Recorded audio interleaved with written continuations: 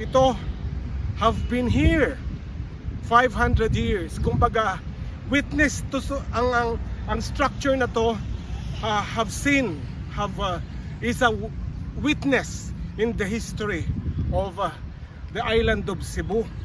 And to this day, after more than 500 years, it has withstood all the challenges, man-made, natural calamities. Ito, nakatayo pa rin ito, ang Fort San Pedro. It is a testament of Cebuanos' willingness to live.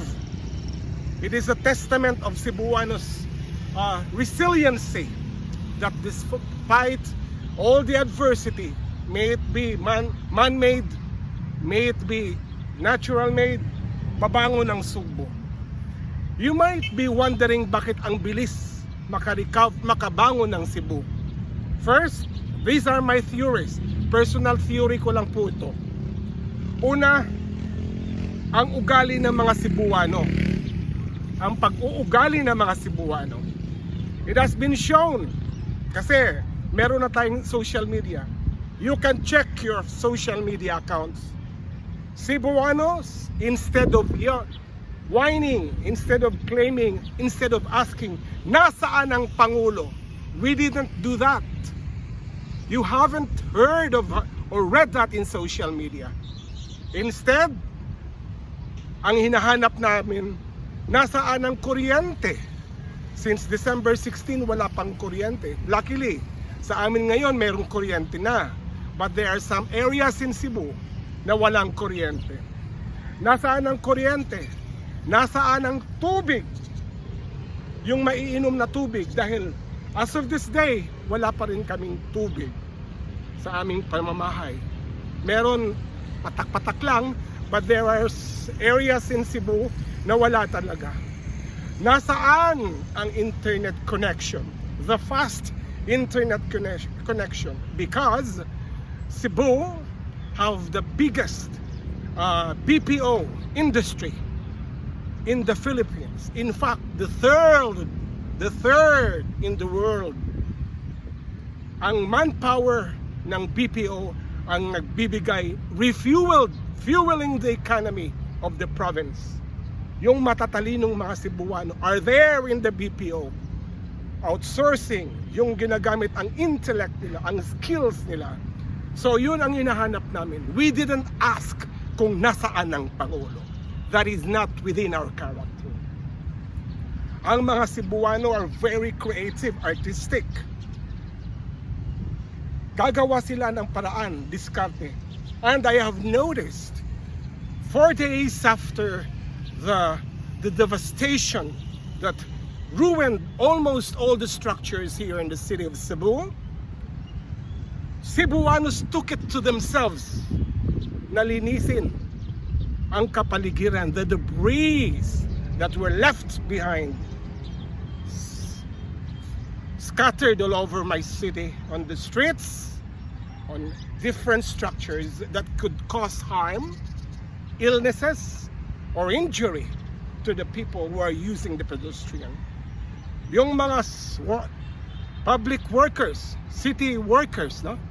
Yung mga government workers, they took it on themselves. They were ordered to report on their offices early in the morning to clean up. Linisin ang lahat ng mga daan. Though there are still some debris, wag nating pag-usapan kung anong nakikita nyo. Pag-usapan natin kung ano ang nalinis na. Let's be very proactive. Let us be positive. Dapat hindi natin nakikita yung hindi pa nalilinis. Ang dapat i-commend natin, ang nakikita natin ay yung nalinis na. Kaya nagpapasalamat talaga ako sa mga pag-uugali ng mga Cebuano, dahil we Cebuanos care for ourselves and we don't rely much to people who have not done anything for us. Nagpapasalamat din ako sa social media, because ang social media, through social media, na-expose ang kalagayan ng Cebu. Nakita ang kalagayan ng Cebu.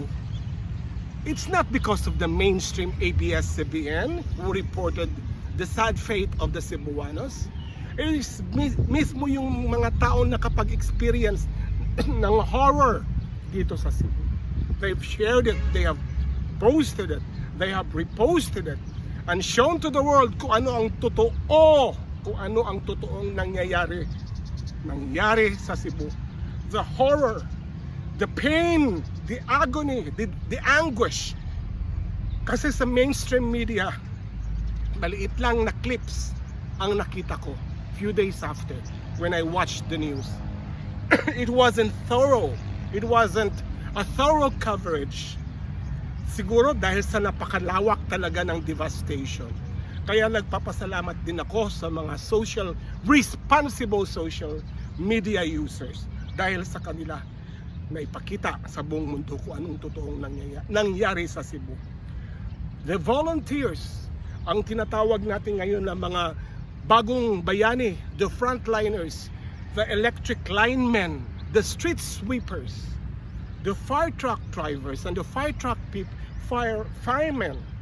yung mga taong we don't even care to look at them previously, na nakikita lang natin and without giving them acknowledgers, like yung mga garbage collectors, yung mga street sweepers. They are now the heroes. During pandemic, the health workers were the heroes. But now, you look at them differently. Yung naglilinis ng daan, na nagre-retrieve ng mga basura.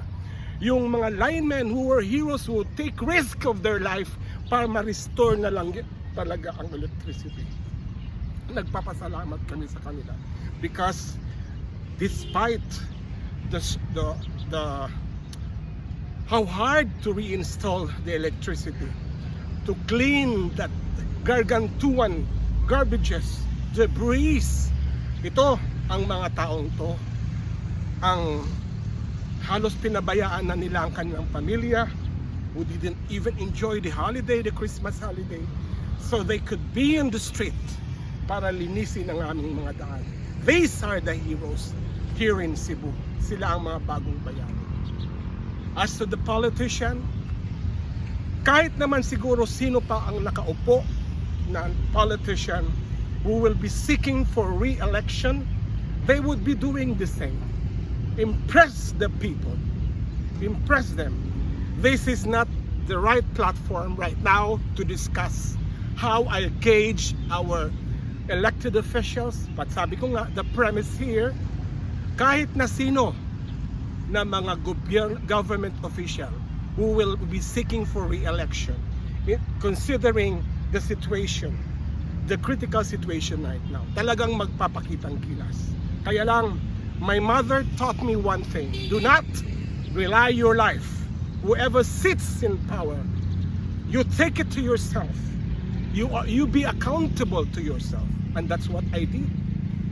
Kaming pamilya, kaming buong pamilya, we collected our energy.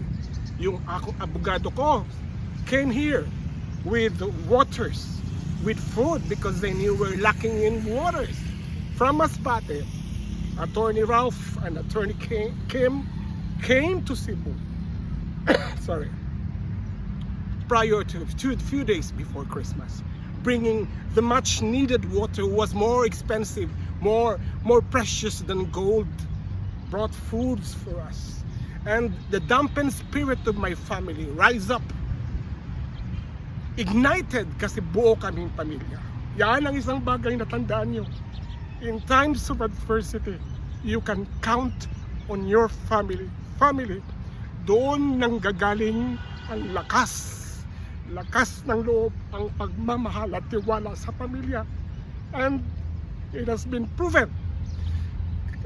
Sa pamangkin ko na si Kim at sa pamangkin ko na si Dayan, who lives abroad, they were there all the time, caring for us, checking on our well-being. Pasensya na po.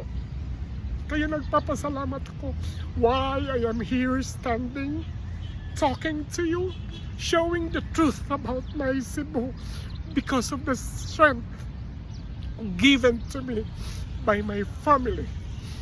Nagpapasalamat ako sa pamilya ko because without them, I don't know the psychological effect on my well-being, seeing people, the horror, the agony. Kaya nga sabi ng pamangkin ko si Atty. Kim, sabi niya, it would be very insensitive for us, uncle, to have to celebrate Christmas in as much as we want it to be grand, just like we were planning to go to different island, mag-island hopping, ganon. It would be very insensitive, sabi pa niya, kasi people who doesn't even have a roof in their head, walang maiinom na tubig, they are in total darkness because there was a blackout. It would be very insensitive to be posting the celebration kasi alam natin in truth and in fact, people are suffering. People are agonizing because of the horror that has brought us during the very season when Christ was born.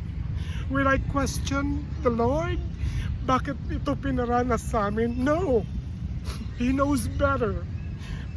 I have a very merciful God. Alam ko, itong dinaranas namin is just a reminder for us na we are just being redirected. Hindi kami pinabayaan po ng Panginoong Diyos.